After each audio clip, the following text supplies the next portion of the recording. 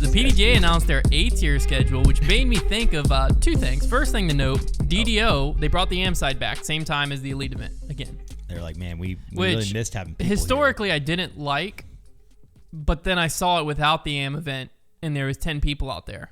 And I was like, I think that they're just like, I need that back. They were like, oh, we had a Band-Aid on the problem. Let's put the Band-Aid back on. Yeah. You know what? We're bleeding way more than we thought. Let's slap that Band-Aid back on there. But the AM event also finishes on Saturday, and the Pro event finishes on Sunday. So that means all the AMs will be able to watch. Kansas has the most disc golf courses per capita in the United States. So, well, yeah, that doesn't mean there's going to be a lot of people at the event. No, I just wanted to say it. Okay. I was like, what's a random state? And then I thought of Kansas, and I was like, oh, that's a good one. It's a random state. I was like, nope, that's a great disc golf Number one on the list is Texas with 640, and it is. That's just because Texas. That's what I was getting. I thought we were going to go the other direction of like guess with the most, and I was like, please don't say Texas. Yeah, but then we went Cali the other way. Way up there. And then the other thing that came to my mind when I saw the A-tier schedule announced, how much does that matter now? Like tiering. Tiers. Because before it was like A-tier meant like a touring pro might show up. And like obviously it matters if you're trying to go to AM Worlds or anywhere points based, Junior World, stuff like that, then A tiers obviously mean a lot. The AM side has lost its identity a little bit. But like the A tier, I was just thinking because like we had the Battle for Bedford, for instance, the tournament director called me and was talking to me about the possibility of it being an A tier. Mm-hmm. The problem we were running into is basically like the weekends that it could possibly be an A tier on, like the weekends that were kind of available, would have like isolated the event to where we felt like it might not be able to get the same attendance. And I was like, well, to be honest with you, who cares if it's A tier or not? Like, let's just leave it a B tier, run it like an A tier, and hopefully one year, you know, it'll come around and you can do it. Yeah. And then as I was thinking that, and then the schedule got released, and I was like, I remember back in the day, like when it was just NTs, like every touring pro played a few A tiers. Oh yeah, like everyone did. Had to. Texas Some States, of your best money. Before like Texas States, I think at one point was an A tier, but then it was an NT. Now it's back to an A tier silver event. But like the Blockhouse 2 days in May was an A tier locally. That always had some good pros at it. Tennessee States was a great one. Like, and it just meant there's gonna be really high caliber pros. Yeah. It doesn't mean that anymore. Well, here's the you might draw one or two, but it doesn't mean like the field's going to be stacked. So like to a common player who's not trying to go to AM Worlds, who's not trying to get points to qualify, right? Does the PDGA tier matter at all anymore? So here's what I think what's happened with the AM scene is, so the way disc golf was, let's say 10 years ago, they like you could somewhat follow the pro scene, but it was very like disconnected. Disc golf was a lot more regional and like what was going on in your area, and therefore like an A tier was a big deal because like everything felt a lot more close knit in your area. And so like the AM scene I feel like was a lot more clear, but now that everybody's eyeballs are on the pro scene and they're touring all over the place, the AM scene doesn't get as much attention by just your average disc golfer. You're not thinking about it as much. And like you said, the pros aren't stopping by them as much either. So I think things have just changed. And the path to pro in disc golf is like still really weird because it's literally like, well, just play tournaments and then eventually decide that you want to risk your financial security and go out and try and tour. Well, the qualifying tour thing's happening this year. And now, yeah, they are starting to get, like kind of change that and make it a lot more clear, which is good. But that's how it's been for the last couple years. Yeah. And I think that everything's just changed now. And like with the sanctioned events too, another factor is added cash is a lot easier to get now. You have way more courses, way more tournaments being run, so many more tournaments being run. It's like oversaturated almost in our area sometimes because you got tournaments like nobody playing and we're like, how's this happening? So like, because there are situations where like you might be able to have a C or B tier, get a bunch of added cash, because the PDGA ultimately, they are going to, like Battle for Bedford, they're blocking that. A lot of the times they were blocking it just because we didn't have as much history. But we would have more added cash than A tiers. We were running, at one point when I was running it, we were a B tier with 500 players and $10,000 added. So that's a crazy B tier. The tier thing starts to lose a little bit of water when, you know, the cash might be just as good or better in B tiers, and then sometimes even C tiers have a decent amount of cash. So I think, yeah, if you are trying to, if you are like seriously thinking about qualifying, I guess it definitely matters more to you when you're playing one, thinking like this is worth more points than normal. But when people are selecting their tournaments, I just don't know how much it goes into it. I guess it will draw more eyeballs. Like you'll see the B or A tier, and I think like they'll just be better attended in general. But like I don't know that people care that much. I don't know. Like I mean, I couldn't tell if there was a tournament. Like, let's say if Battle for Bedford, and this is me as a not a competitive disc golfer anymore, so this is not like the best example. But Battle for Bedford, if it was the tournament that it is, which is a great tournament, whether it has a C or an A in front of it, I do not care. Even after winning it, I don't care what it has. I won it. It was a good tournament, whatever. Like, I feel like... Well, I think that's the key. It's part of the nuance of disc golf that's getting lost a little. I couldn't tell... Is it because I've stepped away from the competitive scene? That's the hard thing, that I don't care. We're disconnected a little bit from it. Because, like, when I was playing an A... But I can't tell if when I was playing an A tier felt bigger because they were bigger back then, or if an A tier felt bigger just because I was in the mix. Yeah. But, like, to your point, back then... Like, Paul would go win an A tier Wintertime Open. Mm-hmm. It was talked about. Right. Because we didn't have much. That's what I'm saying. If Paul or anyone goes and wins an A tier, it's not even factored into their season strength. It's factored as nothing. No, it's not. It doesn't even count. It's only a storyline if they go lose to someone at an A tier. Right. That's the only time it's a storyline. Like, if Eagle McMahon showed up to an A tier in Colorado or a B tier in Colorado and lost to someone, now it's a storyline. Yeah, the tour getting bigger has made that happen, and that's just a natural progression. Because I feel like that was what made A tiers feel bigger, was like there was almost national eyes on it. It's like an all-star event. You'd like have a couple. It's like that one in Charleston. You just have like a random Paul and Barry Schultz and Will Schustrick show up. That's what, like, every A tier, it was like there was like one card worth of just like super, super good players. And it was your chance as a local guy to like, I can see where I stack with them. Right. Yeah. Maybe that's just how I always viewed A tiers from like, because that's what I like when I went to play Blockhouse.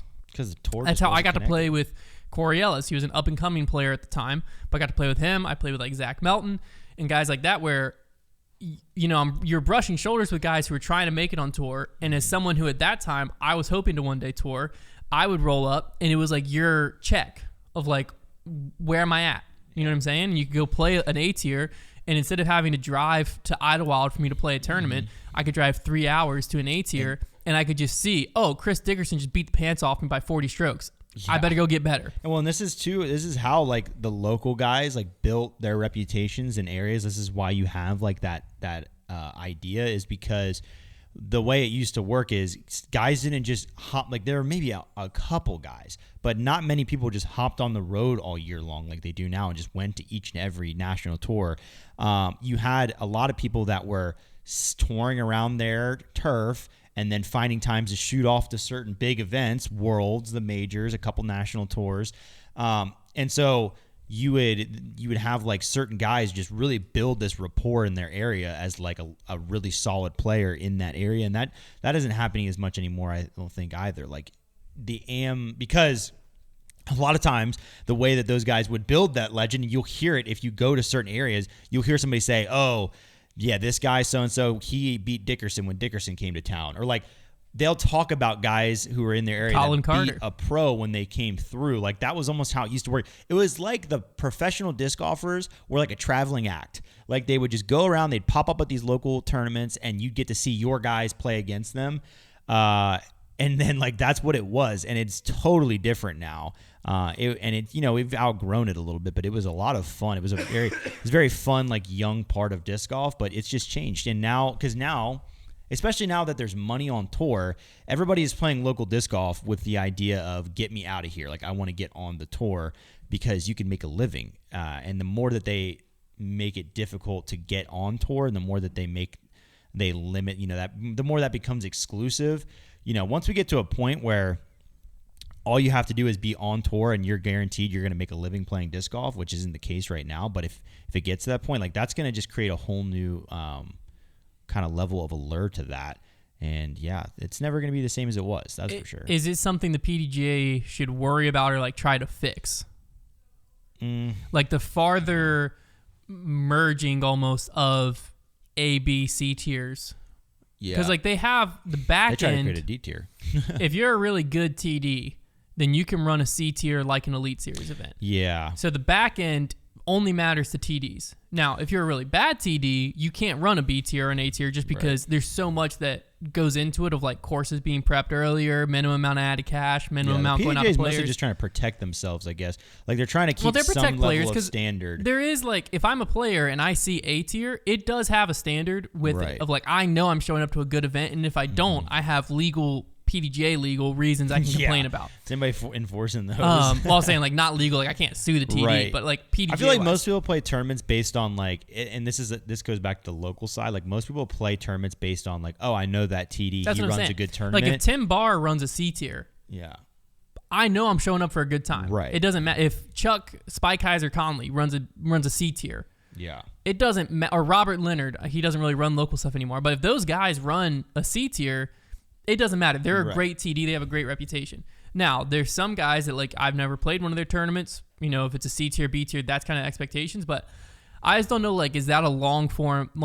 This is the first year I saw the A tier schedule announced, and it, like, only made it to me because I was trying to find this dog story on Reddit.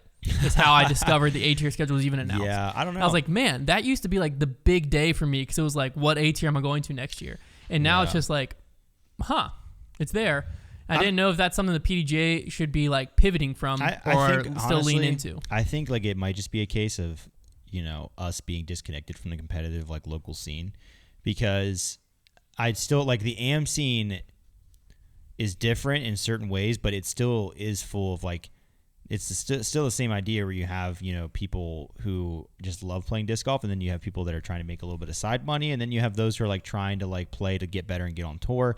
And like that's still happening in today's disc golf, and I'm sure that those people are seeking out A tiers. It's just, I think we're just probably disconnected enough that it's really tough for us to get our finger on the pulse of what's happening. I think it's the evolution for us has been we used to cover A tiers and we don't anymore. Yeah, because there's no reason to anymore. Whereas before, that was like it was basically a tour event. We need to get our feet in the mud, man. It sounds like we need to get. I think we need to go play an A tier. We need to play an A tier. Let's pick one out. Let's pick one. Go to the schedule. Are we doing it? We really? Yeah, let's pick one out. Let's do this. When's it? This is for next year. Yeah, so like, 2024. What the heck? We'll make a trip out of it. All right, let's see here. A tier. Should we go somewhere like cool?